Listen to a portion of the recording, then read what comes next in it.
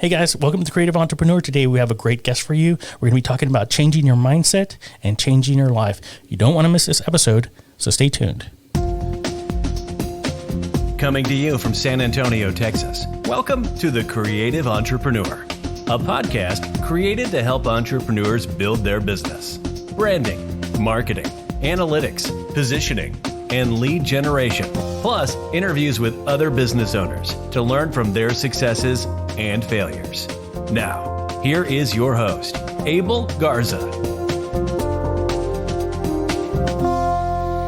Hey guys, welcome back to The Creative Entrepreneur. Today we have an amazing guest for you. We're going to be talking about changing your mindset and changing your life. We have an organizational psychologist with us today, and he's a best-selling author of Willpower Doesn't Work. Please help me welcome Dr. Benjamin Hardy. How are you doing today? Doing really great. Just happy to be with you, Abel. Awesome. I'm really excited to have you on the show today because we get to talk about one of my favorite subjects, which is mindset and understanding the mindset of the entrepreneur. So why don't we start out by giving me a little bit of information as to who you are, what you do, and how you help your customers?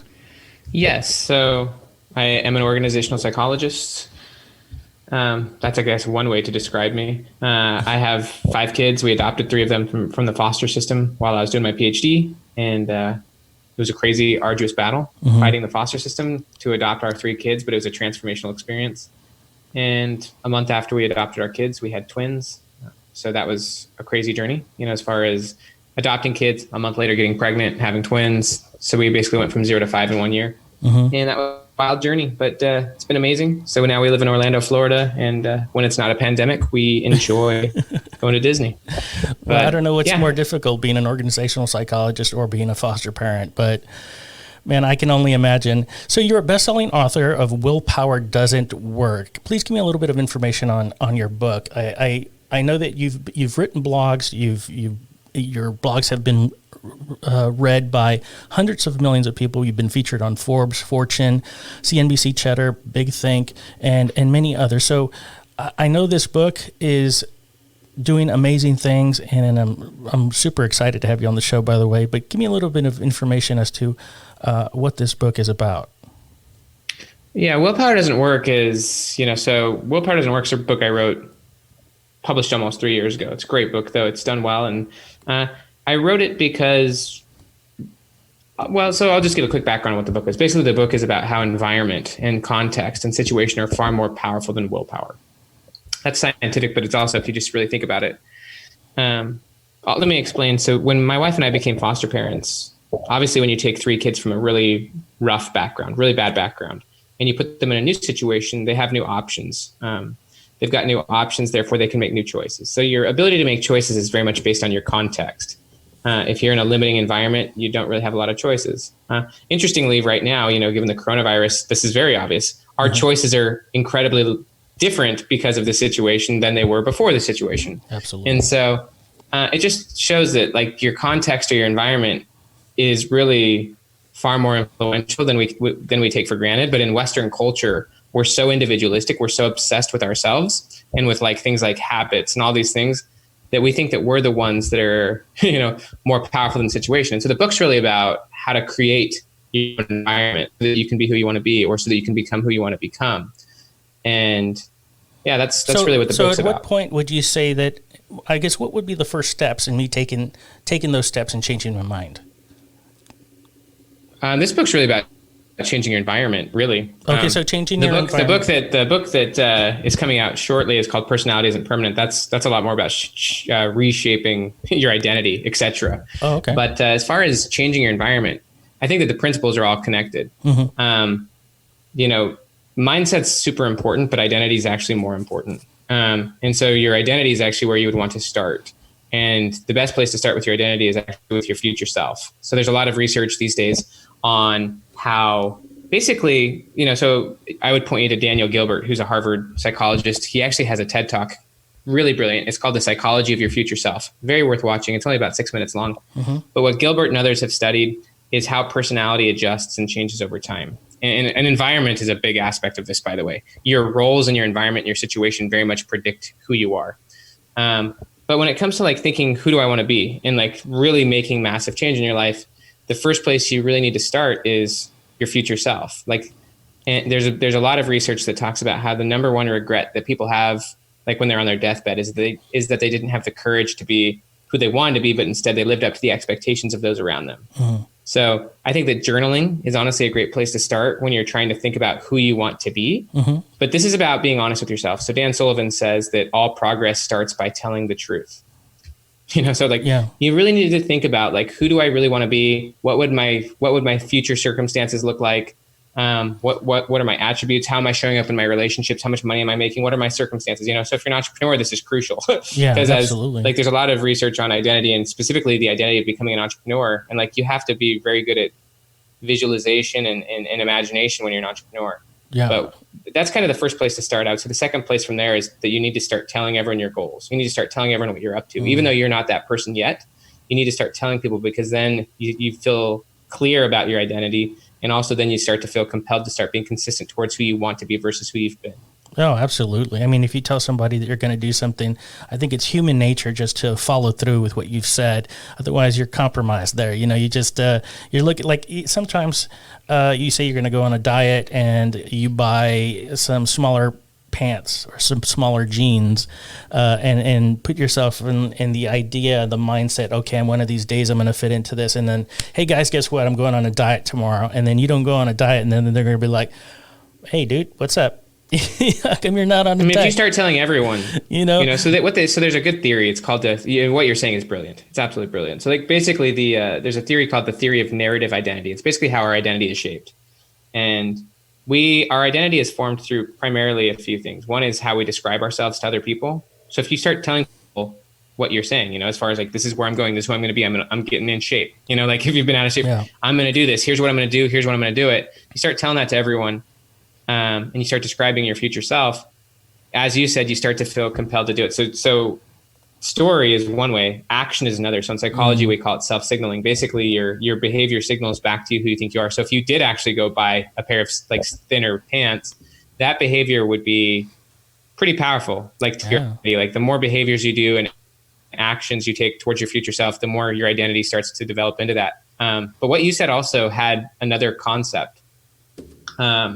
And that's the idea of actually investing money into your future identity, investing money into your goals. So if you're actually spending money on clothing for, clothes that fit, fit the future version of you, or if you're investing in education, like if you're literally spending money and taking actions and telling people about who you're wanting to be, then you're not only just like in the mindset, but you're literally demonstrating that you're becoming this person. Absolutely. I mean, we talk about that in school, actually, about investing in your career, investing in your education, and then people who pay for it themselves, I think, tend to use their degree more than if they just got like student loans or, if you paid it right out of your pocket, you're going to be using that thing. And I can totally see that. So you talk about identity, you're looking at the future, you're looking at something that you are investing in. It's kind of like, like we were talking about earlier, you're investing in the jeans, or you're buying supplements and you spend $300 on supplements and you're like, you know what, I need to start feeding my body nutrients and getting the right things in my body. And then I've spent $200 on this stuff. You know what, I got to change my mindset and follow through with this. But the talking to people and getting them involved with what you're going to do totally creates that buy-in. I totally see that. What would you say are some of the main challenges that people have once they've made that commitment, once they've gone in there and said, okay, I'm going to change this in my life? What are some of the pitfalls that they run into? There's a lot of pitfalls. I think a primary one is honestly their environment. Social group. So like your social group and the roles that you're in your current situation, and even just the environment in general, very much predict your behavior. And so one of the big things that you need to do, and this is part of why you need to start telling everyone about your goals, is that you need to reset the expectations for your relationships. Some of them are going to support you, some of them are not. But you need encouragement to move forward, and you will actually be surprised. You'll get a lot of encouragement, to be honest with you. If you start, and honestly, if you're not telling people about your goals, then you're not actually being honest. Like if you're just dropping yourself to the expectations of those around you, or if you're dropping yourself to the consistency of who you've been, then you're not living honestly. And if you're not being honest about who you want to be, and if you're not in relationships, then your relationships are actually not that powerful. So, so your life is a little bit more surface level. Yeah. I think resetting the expectations in your relationships and even potentially surrounding yourself with peers that are going the same direction that you want to be going, and maybe even mentors and coaches, et cetera, who can support you very powerfully in that way, is big. But also just alternating, changing aspects of holding you back. Like if you need to remove the apps on your cell phone, like if you need to remove the junk food from your cabinets, your environment is a clear reflection of you. And so, it's not just how you spend your time. It's not just what you think about. There's a good quote, and this comes from Zig Ziglar, who's, got some interesting concepts, but he said, your input shapes your outlook. And that's very true. The information coming in, the food coming in, all the things coming in from the outside world are literally shaping who you are and the experiences you're consistently having. One of the reasons why people don't change as much as they could is because they're in the same situations over and over and over again. They're playing in the same roles, and your role very much shapes your persona. So for example, you have multiple relationships, but in each of those relationships, you show up a slightly different way because in each of those roles, you have a persona. And so, it's being aware of that if you're going to go show up with certain people, you're going to pop into a certain identity, and it might not be what's reflective of your future self. And so I think that's a big one. Absolutely. There's lots of others, but that's big. I mean, and you're surrounding yourself with people that are focused on the same goals as you. They're going to encourage you. They're going to keep you, they're going to keep your mindset correct, on the right track. They're going to keep your mindset and your identity correct 100%. I mean, you need that mindset. You need the mindset of your future self. You need the mindset that you can keep going. You need the mindset that things are going to work out. That's called the growth mindset, honestly, from Carol Dweck. You need that growth mindset. And that growth mindset is fragile. It's not just you have it or you don't. It's something you have to fuel every single day. And you fuel it by taking steps towards your goals. You build a growth mindset by building confidence. And confidence is the belief that you can keep going. If you stop fueling it, then you're gonna stop having confidence, and you're gonna eventually get a fixed mindset. So you have to build it. But yeah, you need. So in psychology, there's another concept they call it a magnet place. This is more sociology, but a magnet place is places where groups of people come together who have shared interests, and those could be a mastermind, it could be conferences, it could just honestly be a workout group. But if you're surrounding yourself with people who are genuinely interested already, no holds barred on going the direction you want to go, then you don't have to posture or pose. You can honestly just assume the identity of your future self. It makes it a lot easier. So you're surrounding yourself with people, you're changing your mindset, you have a trajectory right now.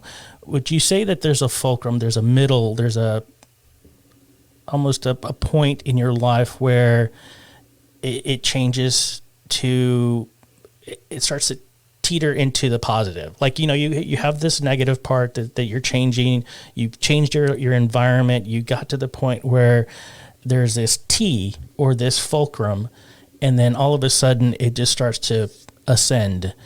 What would you say that when would you say it comes to that point? Is it after the mindset? Is it after you change your environment? Is it after you've reached a certain goal or success? When would you say that changes? Almost like a pivot to the point of no return. Let's just put it that way. Yeah. I've actually written a lot about point of no return. I love that you use that exact phrase, to be honest with you. I studied that literal concept. If you actually Google Benjamin Hardy point of no return, I literally did my master's thesis on that concept. It's such a good concept. I think that my views, though, of it continue to evolve. I think that the idea that there is a point, obviously, when there is no going back, mentally, emotionally. But I think that even just I don't think you just go from negative to positive. I don't think it's that linear. I don't think I think that honestly, if you start, Gordon Livingston, he was a famous psychiatrist. He wrote a book that's very recommendable. It's called Too Soon Old, Too Late Smart. Too Soon Old, Too Late Smart. Brilliant guy. And this isn't just his idea, but it's a really clear idea in psychology that you need a few things to be happy. One is that you need something to do, something to focus on. You need someone to love. And then you need something to work towards, or something to look forward to. Positive anticipation is really healthy for motivation and excitement. You need something to look forward to. If you don't have something to look forward to, you don't really have hope. You don't have motivation. And so, it's essential to have clear goals. You can't have motivation without clear goals. You can't actually even have an identity without clear goals. And so I think just clarifying what you're trying to do and then moving in that direction is big. So motivation is big. I mean, you look at what motivates people, and that usually dictates how they move forward. What steps would you say is the best approach to identify your motivation? Because sometimes people don't even know why they're motivated. And so looking at a goal or looking at changing their lives and understanding what motivates them is maybe not as clear as if they ask a certain question. What would you say that question is? Yeah, I would, rather than trying to identify your motivation, I would actually select it. I would choose it. And I would, in kind of a value-based way to some degree, but it's like when you're asking yourself, who do I want to be? Who's my future self? Like, what does this person care about? I mean, what the research says is, so this is from Hal Hershfield at UCLA. But basically, it's very crucial for decision making to define your future self as a fundamentally different person than you. They're not the same person as you are, just like you. I mean, if I were to ask you, are you the exact same person you were 5 years ago? What would you say? Absolutely not. No, you're not. So you're not the same person you were 5 years ago. But also, just as interestingly, you're not the same person as you're going to be in 5 years. In 5 years from now, you're going to be a very different person. That's kind of weird to think about because we kind of have this weird psychological concept that who we are right now is who we are, but it's just not true. Mm-hmm. Just like 5 years ago, you thought you were who you are, but you're different now. Correct. And so I think it's important to think about when it comes to like motivation. You don't have to it's not about discovery. It's about what do you choose? So it's like when you're thinking about who you plan to be or who you would like to be, it's like what could and what should motivate you? Like as an example, when I was first becoming a foster parent, I was not motivated to be around those kids. Like they were very difficult for me to be around. Like they were tough. Their behaviors were terrible. Yeah. I didn't want to be there, but I wanted to. Like I wanted to want it. I didn't want it, but I wished that I wanted it. And I knew that the future version of myself would want it because I would invest myself in those kids, and my future self would then be, would really love them. But I wasn't there yet. And so rather than trying to find what motivates you is what should motivate you. Like what would your future self be motivated by? And then you have to then develop that. So like motivation isn't what drives you. It's actually your goals and your behaviors that drive you, and motivation is what kicks in. So like there's a Harvard psychologist named Jerome Bruner. He's got a great quote. But basically the idea is that you're more likely to act your way into feeling than feeling yourself into action. Mm-hmm. So, you can learn to become motivated about just about anything. And so the goal is to determine what you should be motivated about, and then you fuel that by investing in it, by working towards it, by spending time on it. And, just as an example, like the current Benjamin Hardy that you're speaking to is very motivated to be with my kids, to invest in them, to spend little moments with them. Former version of me kind of avoided it. But I've invested myself in them, and I've really shaped my identity around the fact that matters to me, being a father of these kids and caring about what their outcomes are. Mm-hmm. That's now my preference versus it was not my preference before. So you've got to choose it. You don't find it, you choose it. Well, I know that there's been a lot of situations in my life where I know where I wanted to be. I know what I wanted to do. And certain situations in my life almost caused me to persevere. So there's a lot of things that divorce, single dad, having a business, being in the military, going to school at the same time. A lot of things in my life they were the determining factor as to what my motivation was at that time. That makes sense. Makes a lot of sense. So like, for example, somebody who loses their job, well, they were complacent at one point. They had their job. They probably didn't. Now the situation is shaping their motivation, right? Exactly. So now there's nothing wrong with that. That's pretty normal. Yeah. I mean, and so for me, just in my example, divorce changed me. Now I'm working another job to try and support and feed my kids, and give them more than what I had when I was a kid. And so like. And of course, I'm going to school to try and better myself. You're amazing, brother. So, you're going to get it. I'm excited for you. And sorry about the painful experiences you've had. Well, that was back when. I appreciate it, but I mean, it's been 10 years now. But my kids are already all somewhat grown. They're in their teens now. But it was a challenge. And you look in the mirror and you ask yourself, can I really do this? And then you look in the mirror and you ask yourself, can I do this? And so you find your motivation. You get done what you need to do, and just, what, I have no choice. I have to do this. And then I built a business when I was doing it. I had I had multiple businesses during that time. But that environment like you're talking about, it changes who you are. It changes, you evolve into so much more. It's crazy. Yeah. I mean, there's a quote from William Durant. William Durant was a famous historian, and he said that the ability of the average person could be doubled if the situation demanded it. So it is important to realize that situation matters. This is, again, why I wrote Willpower Doesn't Work, is because environment and situation really shape people, right? Mm-hmm. It's like when you got divorced, all of a sudden things changed a little bit. You had to make some adjustments. Like, you lose your job. Wow, you got to change things. And so like the core point here is that yes, situations happen to you, but you can also shape situations that force you forward. Like, so for example, like, again, going just back to foster parent, like we didn't just reactively fall into that situation. We chose that situation knowing that it would force us to adapt and change in different ways.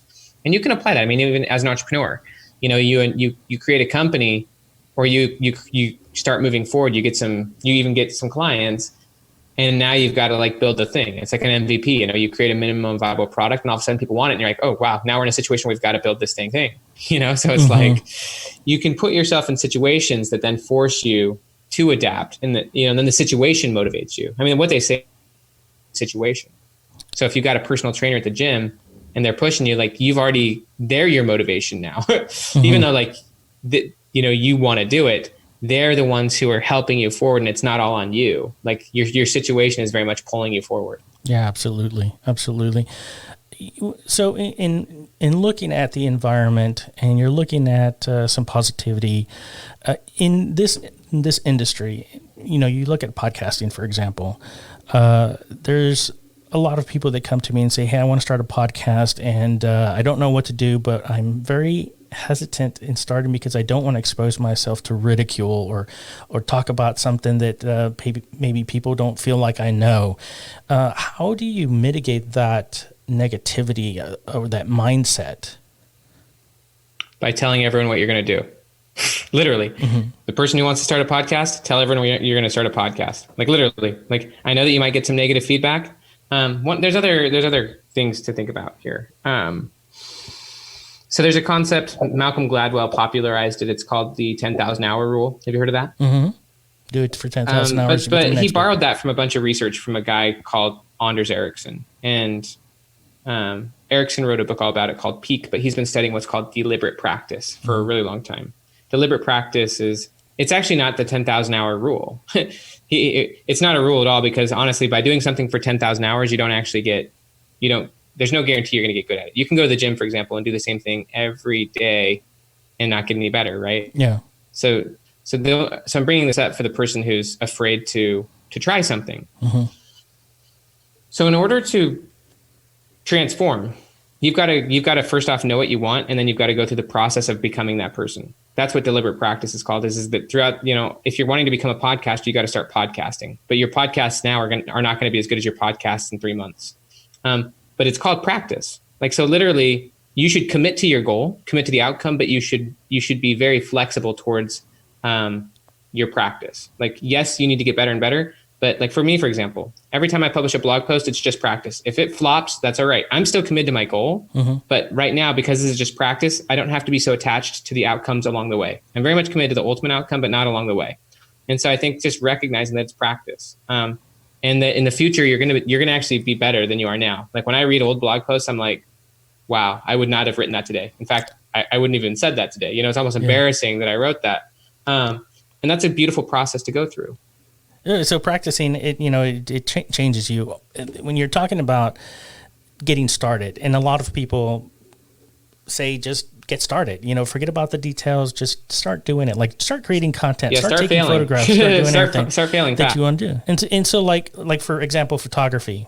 In photography, I get photographers or aspiring photographers that come to me and say they want to do something. They say they want to become a photographer. They don't have enough money, but they want to start. They know that they don't have the knowledge, but they want to learn.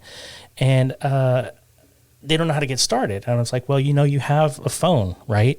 Call a photographer, negotiate a price that's less than what they would charge a regular customer, get the customer, put them together, do that 10 times, now you're making some money. Shadow the photographer, now you're learning, and now you have enough money to buy your equipment if you need to do so. So just start. Now you have your pulse, your finger on the pulse as to where the market is going. So just getting started. I look at my photos when I'm a photographer. If you don't know that already, looking at my photos when we first started, and I remember thinking to myself, I was scared to death. Like I just like, am I going to be able to put forth a product that is worthy? Am I going to be able to charge people? And then I looked at those photos recently and I thought, oh my God, these were horrible. Like, they were just terrible. Of course, over the years, we've only been doing this for 3 years. Just in 3 years, the transition has been completely day and night. So I totally get the whole getting started. Just start building content, start doing whatever it is that you're going to do to get better. You know what's great about that? By the way, that's called deliberate practice, but in the future, you're going to look at the work you're doing right now and you're going to feel the exact same way. So it's key to not, honestly. So with Daniel Gilbert, he's the guy who studied all this development over time. He's got a quote. He said, "Human beings are works in progress that mistakenly think they're finished."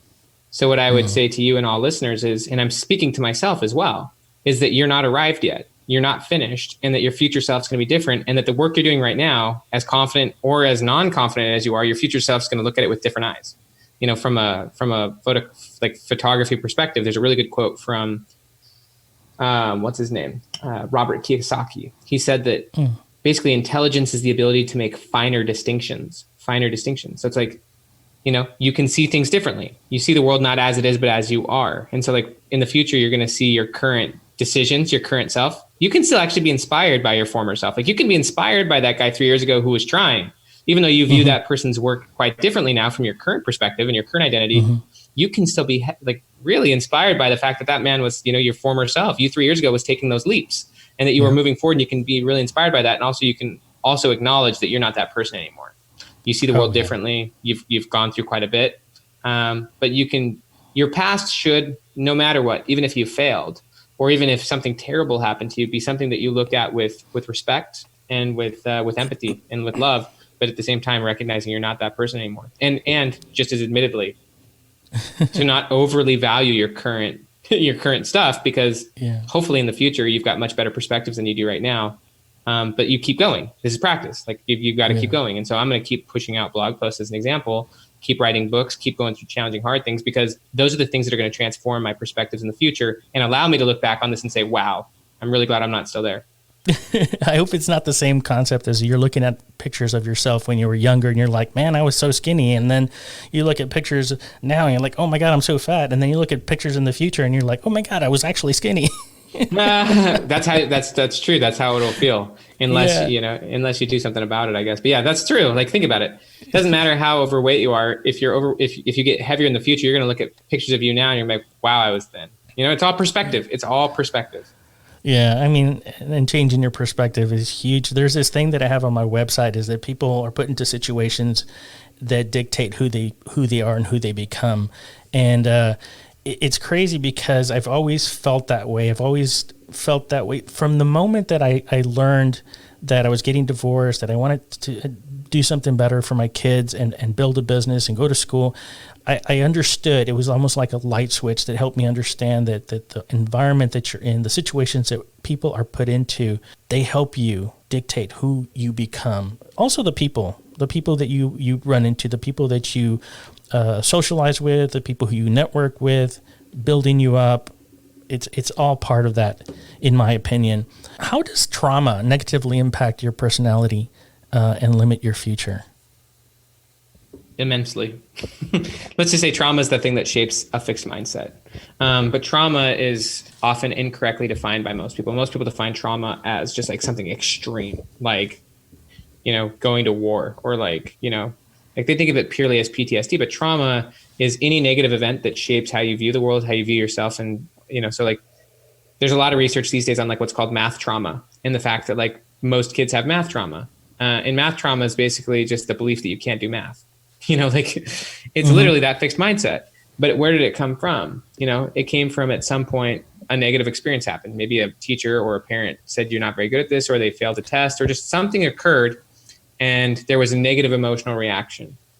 And in that emotional reaction, what's called a cognitive commitment occurred, which is basically an idea, a story. I can't do this. I'm not good at this. This is as good as I'm going to get. I should do something else, because they're reacting to the negative emotions that occurred. So in psychology, you've got your primary emotions, which is your initial reaction, and then hopefully you've got secondary emotions, which is where you can reframe it and kind of choose how you view it or how you feel about it. But with trauma, you have a negative event that occurs, and you don't reframe it. You're defined by your initial reaction and the initial insight that came, which is like, I'm not good at this, or something occurs, even just negative. Obviously there's people that go through very hard things. We've all gone through very hard things. And so there's a book actually called Body Keeps the Score. The Body Keeps the Score by Bessel van der Kolk. It's the #1 book on trauma. It's actually the reason I wrote Personality Isn't Permanent. It's because I read that book. But one of the things he talks about is that trauma freezes your personality. It literally keeps you stuck in the past, and it stunts your development. Because basically what trauma is if it's not resolved, it leads you to being emotionally rigid. You become very rigid in how you see the world in black and white, and you become unwilling to deal with difficulty. You become the opposite of flexible. So psychological flexibility is crucial to learning. You've got to be flexible, and that's really an aspect of confidence. But what happens if someone develops math trauma? Like literally, and that's literally just the mindset that they can't do math anymore because of some event that occurred, and they're defined by that event rather than defined by their goals, and then supported through the glass ceilings that you hit along the way. Absolutely. If you have a negative reaction and you form some belief, a fixed mindset that you can't do this, then what that means is you're going to be incredibly non-flexible towards math. You're not going to be imaginative. You're not going to see yourself getting better at it. You're going to actually see yourself stepping away from it. And so you don't imagine yourself moving forward, which is again required for deliberate practice, seeing yourself getting better and better, but you become inflexible and you become unwilling to deal with it. And so you just shut off. And so that's really how trauma shapes people this isn't just with math. This is like with every aspect of your life. If you have negative experiences and you don't resolve them, then you become non-flexible towards life, and you become unwilling to move forward, and you become defined and described by the past. And you then, what Bessel also talks about in The Body Keeps the Score is that trauma shatters not only flexibility, it shatters hope, and it shatters imagination. It makes you very black and white and rigid in your views. And obviously you need to be flexible, and you need hope. You need something to hope for, something to anticipate, something to look for. And you need to, be flexible in the learning process of becoming that. And so trauma stunts, and we're all to some degree impacted by trauma. Like, oh, absolutely. You and me, there's aspects of us that have fixed mindsets and aspects of us that are non-flexible to learning and to dealing with things because of fixed mindsets that we've developed in the past. Yeah. I mean, growing up in South Texas, it's almost it's a given, growing up where I grew up, and it's because we grew up in South Texas, and it's almost there was a limiting factor. Of course, back then we didn't have as much information as we did now, and so it was like the bowels of Texas, and so you're limited in. It's almost as though if you're almost limited in your mindset as to what the possibilities are. But I would say don't let somebody's perception of you dictate who you are. It's like there's certain things in my life that have happened. And I think, man, if somebody would have they called me, let's just say somebody called me stupid, that's a pretty hurtful, pretty incredibly hurtful, crazy thing to say. No, that's incredibly hurtful. That makes a big impact on your identity. Yeah. I mean, that sticks with you. And so like in my mind, I'm thinking, okay, what did they say? They're saying something else, or, so I'm trying to rewire and change my mind as to what they said. And I think that whole concept is like you said, being flexible and changing the way you perceived that person telling you that you're stupid. I mean, it's like a knife in the heart, And when I was first starting this podcast, and I go back to some of the ridicule or maybe some of the judgments that maybe people might have of you when you're starting. And when I started this podcast, I would bump this idea off of other people, and they're like, well, what, gives you any kind of credibility? I mean, who are you to talk about entrepreneurship? I'm like, my entire life has been business. My entire education is business. The thing is, you don't have to justify it to anyone, my friend. No. I mean, in my mind. I know, but what I'm saying though is and this is to you, but it's mostly to everyone listening. And I know the feeling, because you feel like you need to justify yourself because of the naysayers.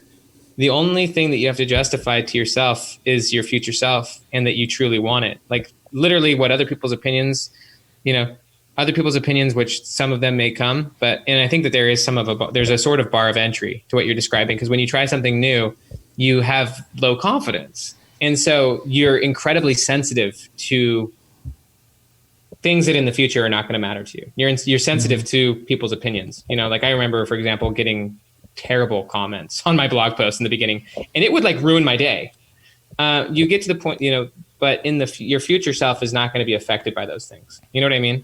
But in the beginning, your confidence is a little low, your identity is a little shaky, and so you're too sensitive to things, I totally and you're too heightened towards them. When in the future, you don't have time to even think about them because you're so focused on the goal and on towards making an impact and on towards your audience and towards growing and developing, that you don't have time. In the book Personalized and Permanent, I talk about becoming selectively ignorant. Like as an example, like Seth Godin. Seth Godin is someone, you know who Seth is, right? I've heard He's got a brilliant blog. He's written like 15 New York Times. He's written like 15 really great marketing and entrepreneurial books. Really recommend Seth Godin. But he talks about how for a long time he used to read the comments on Amazon about his books, and he'd always be in a bad mood because there's always people like critiquing him in a negative way, right? And so he stopped reading the comments. He became selectively ignorant. And like, yes, he still gets feedback, but he gets feedback from people who are helping him, not people who are just for no good reason trying to tear him down. Like getting feedback is good from people who can give you feedback and people who want to help you get better. But the people who are just trying to tear you down, their feedback is not important because they're not actually trying to help you get better. You know what I mean? Like, not being constructive at least. Well, and they're not trying to help you get better. Absolutely. They're not. We're coming close to the end of the podcast. I was just wondering, do you have any words of wisdom, some rules that you live by? One of my favorite quotes is, "No other success can compensate for failure in the home."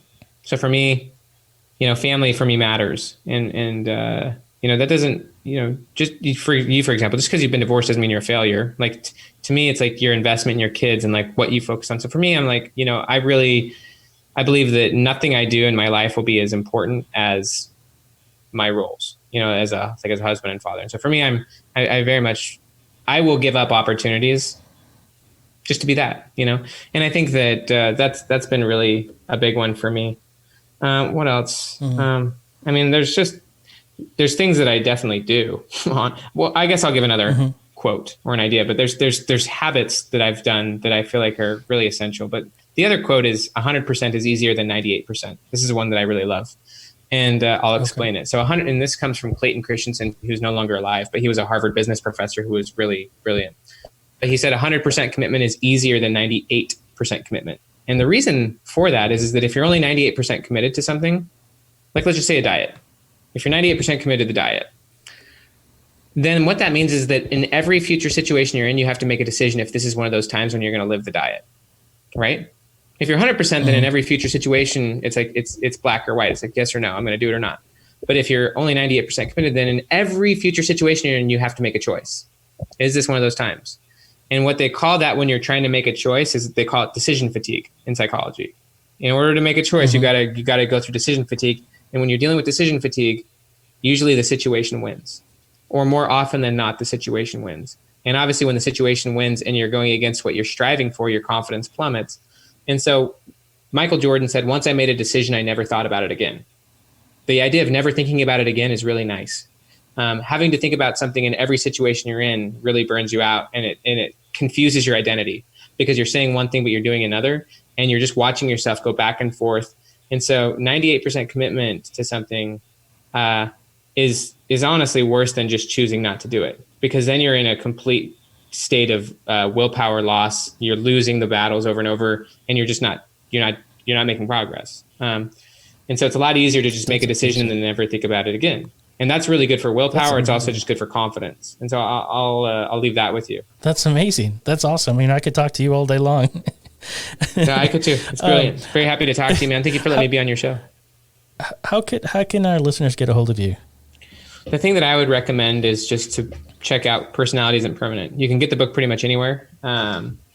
Amazon, Audible, etc. It's published with Penguin Random House, but benjaminhardy.com is my website. All my blogs are there. And if you buy the book, you can get all sorts of free resources, free bonus courses where I teach my blogging strategies. And that stuff's free. Like these are courses I've sold for over $1,000 each, but I'm giving them for free for people who, who buy the book. And the book is going to transform your life. I can promise you that. And just grateful to be with you on your show. I'm so glad to have had you on the show. You're an inspiration to me. You're an inspiration to our listeners. And I'm so happy that you came on the show today. Dude, you're an inspiration to me as well. I love your energy. I love your mindset. I love your desires. You've got great desires, man. Awesome, man. Well, there you go, guys. Dr. Benjamin Hardy. It was a pleasure having you on the show today.